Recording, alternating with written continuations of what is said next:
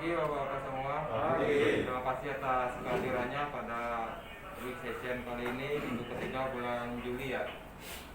Oke, pertama-tama kita akan melakukan yel-yel agar kita tetap semangat untuk melakukan aktivitas hari ini dan selanjutnya, dan diharapkan kita berharap semua selalu sehat dan fit ya.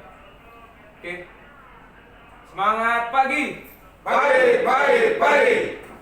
PLN handal 1-2 terbaik. Oke, terima kasih. Silakan duduk.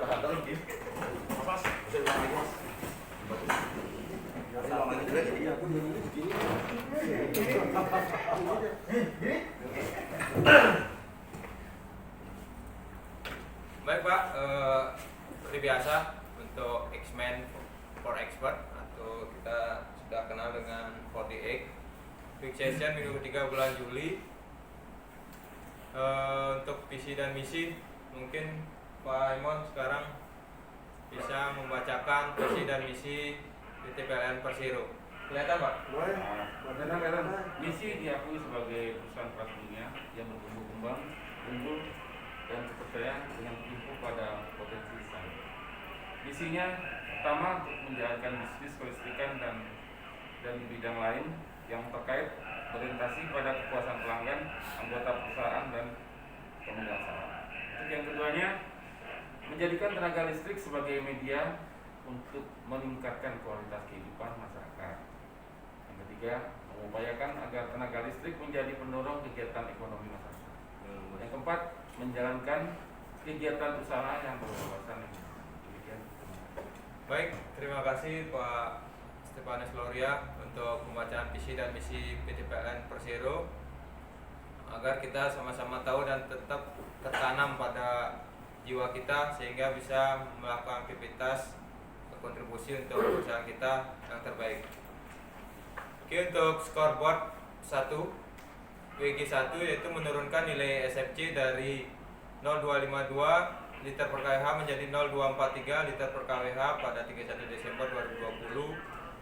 Per minggu ketiga bulan Juli, pencapaian kita akumulasi baru 0,250 dari target 0243. Oke, namun jangan pernah patah semangat, kita selalu berusaha untuk mencapai target. Walaupun target masih jauh, paling enggak kita bisa lebih dekat lagi dari target. Dimana lead measure ada dua untuk WG1 ini, yaitu pertama mengoperasikan mesin dengan daya mampu optimal sesuai dengan ROH, dimana kita target pembebanan adalah 85% ya untuk unit-unit kita. Dari perhitungan kami untuk realisasi itu 91%. 91% ini kita dapat dari data-data pembebanan maksimal dalam seminggu ya, artinya unit A bisa optimum pada hari ini, mungkin besok akan turun, tapi paling nggak seminggu kita akumulasi daya mampu tertingginya 91%. Terus lead measure kedua yaitu pembebanan PLTMG Sumbawa minimal 75% dari daya mampu. Di sini kita dapat dari target 12.750 kW kita hanya dapat 11,22. Ini rata-rata 3 jam untuk 2 unit, yaitu pada tanggal 14 jam 22 sampai 24, jam 22, 23, 24 itu rata-ratanya 11,22 MW. Nah, di sini mungkin nanti tetap diingatkan Pak untuk DCC sebagai pengatur beban dan juga PLTMG, karena unit terbesar kita yang paling berpengaruh terhadap sistem dan juga kinerja kita. Oke, komitmen minggu lalu memastikan kesiapan unit PLTD di bawah LPN Labuhan setiap hari, koordinasi dengan DCC terkait pembebanan PLTMG dan koordinasi dengan PC PLTD Buak dan PLTMG terkait pembebanan. Untuk komitmen minggu depan mungkin masih sama ya dengan komitmen minggu lalu. Selanjutnya untuk WG2, menurunkan nilai ekspor dari 17,19% menjadi 15,78% pada 31 Desember 2020. Oke, dari target 15,78 pencapaian hingga akhir Juni ya, karena perhitungan mingguan bulan Juli belum masuk, sehingga dapat akhir Juni masih 17,5, ini masih jauh dari target. Ini beberapa kali disebabkan karena gangguan unit 3 PLTMG ya, yang mencapai yang terakhir sampai 9 hari 223 jam. Itu salah satu penyebab utamanya kenapa ekspor kita cukup tinggi. Semoga ke depan gangguan-gangguan seperti itu bisa dihindari ya, sehingga ekspor kita akan lebih baik mendekati target atau turun dari 17 menjadi 15. Simulasi saya, jika unit PLTMG nggak mengalami gangguan ataupun mengalami gangguan kurang dari 6 jam per bulan, paling nggak kita akan mencapai 15-an ekornya.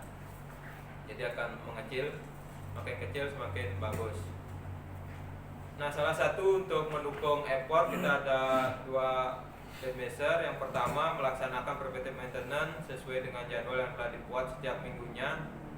Oke, untuk minggu ketiga jadwal PM ada 9, realisasi 10.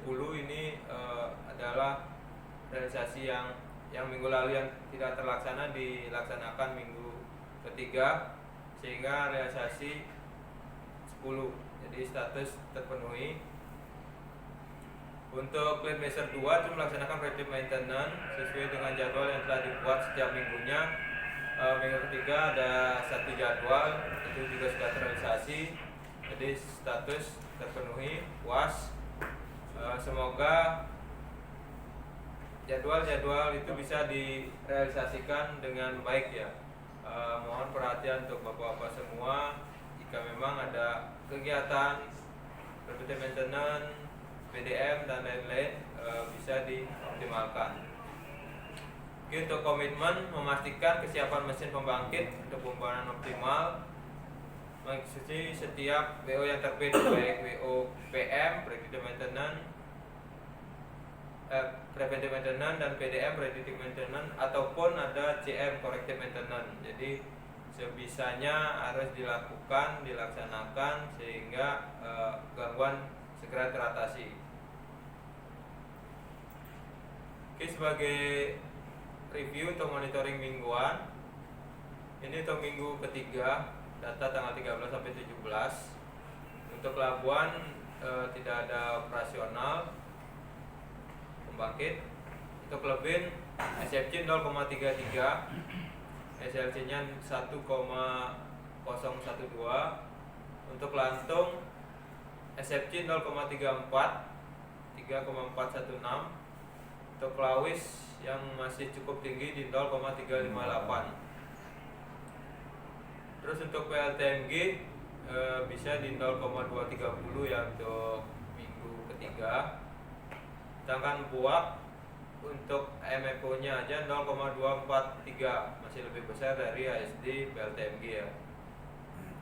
Apalagi ditambah dengan BBM ASD nya buak itu jadi 0,255. Oke, untuk minggu ketiga ini SFC kita 0,257, itu tanpa PLTMG. Jika digabung dengan PLTMG 0,237. Untuk SLC di 2,034. Oke, untuk monitoring SFC SLC minggu ketiga ya bulan Juli, ini dimana terhitung SLC kita 2,5.